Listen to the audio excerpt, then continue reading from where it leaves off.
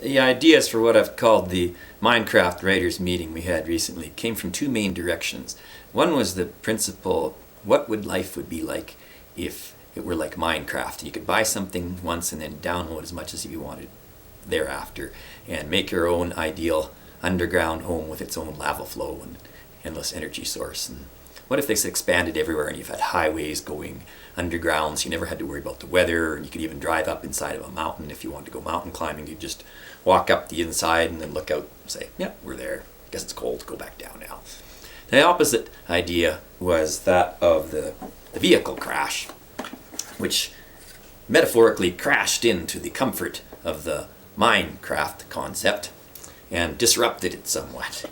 So the product of the two, this juxtaposition or collision of comfort on one hand and threat on the other, led us to the idea of the shark stranded on the golf course.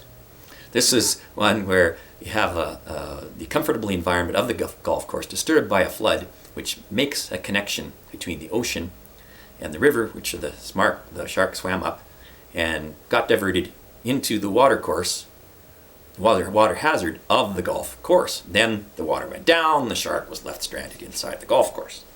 And so some of our stories then became about the need to simulate phobias in places where they don't exist. If you have too much of a comfortable Minecraft life, what do you do with yourself?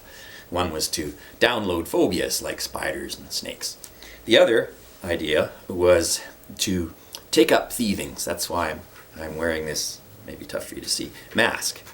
And so one of the writing products was a commercial for a virtual reality game where you go and steal things like the stone of scone and the 11 herbs and spices and the crown jewels, or the contents of a karaoke singer's apartment, which was inspired by something which I've summarized in a previous video. There's also a story based on the shark coming up the river idea, which is more realistic, about a connection made between a well where a woman was doing her swimming practice, and there had been flooding and new water sources got connected, so a snake got into the well while the woman was swimming around. But another intrusion compensated for the first intrusion because a kingfisher came in and scooped up the snake and flew off with it, even though this is symbolic, and the kingfisher did not actually have any political or national affiliations as depicted by the prop. So we also had an incidence of the dilemma of what happens when your car or truck is hit by a large animal. We talked a lot about deer and moose, especially moose, when they're there just that right height where their legs just barely get over the top and then bang, they go right in through the windshield.